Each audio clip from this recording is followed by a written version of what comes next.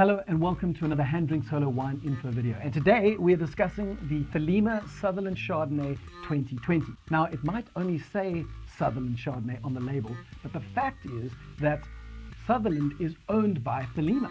And so Sutherland's wines are all vinified and bottled by Thelema in the Siemensville ward up in the Helshoogte in Stellenbosch. So the full name is actually Thelema Sutherland Chardonnay 2020. And admittedly, the name is a bit of a mouthful, but then so's their Chardonnay. To get to the Sutherland vineyards, you need to head down off the bottom end of Stellenbosch and up into the Overberg until you reach the bowl on top of the mountain that is the Elgin Valley of Clouds. And Elgin, of course, is fast becoming hallowed ground for Chardonnay in South Africa, up on the podium next to Walker Bay and perhaps some elevated limestone sites in the Robertson Valley. And you might ask, but Han, what does it take to form hallowed ground for Chardonnay? Well, in South Africa at least, it's usually a combination of limestone soils where possible, windless, calm springs, cool, dry summers, and icy, wet winters. And Elgin is getting at least 3 out of 4 on most of those occasions. Your next question might be, but what does this hallowedness taste like?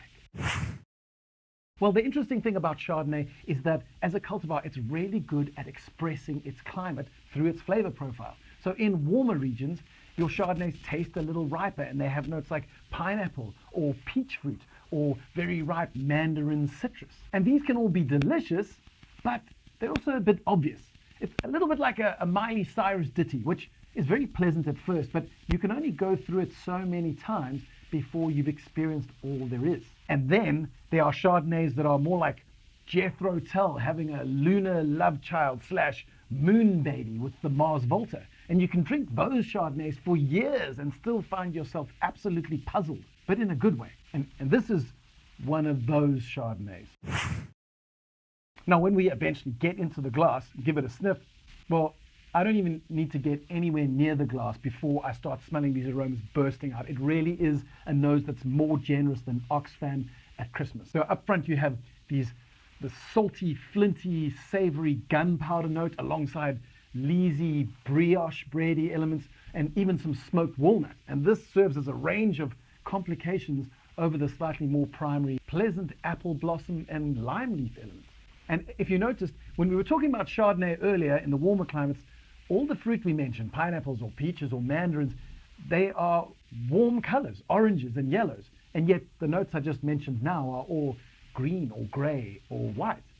And this is a color spectrum that I personally more often associate with cool climb Chardonnay. Admittedly, tasting in colors is a little bit of a weird thing to do, but with Chardonnay specifically, I find it supremely helpful in order to try and figure out what's in the glass or where the wine might have come from. As a side note, if that gunpowder or smoked walnut note is overpowering and ruining the wine for you, then decant it even just for 10 minutes and you'd be amazed at how just giving wine time out of the bottle allows those fresher fruit notes to come to the fore. And when we take a sip,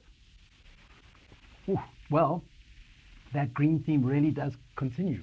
That acidity is outstanding. It's like ice skating on a frozen lake of mojito, complete with salted rim. What on earth are you talking about? And if you thought the lime was vivid, well, the crisp green Granny Smith apple is even more so. It's almost like you can feel the apple skin between your teeth. And then finally, as that apple and lime green theme continues to grow, you get a lovely, fresh, quite pithy sort of Mayer lemon rind coming right in on the tail.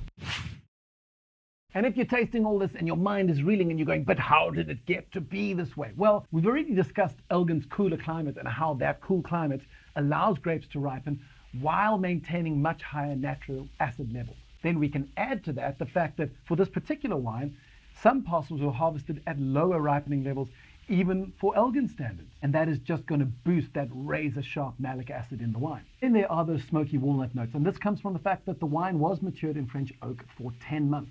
Up to 30% of that oak was new, and yet you would never have tasted that on the wine because the concentration on the palate is so intense. And perhaps one more thing to note for yeast geeks out there is that winemaker Rudy Schultz chose to use a yeast strain called Lelvin M.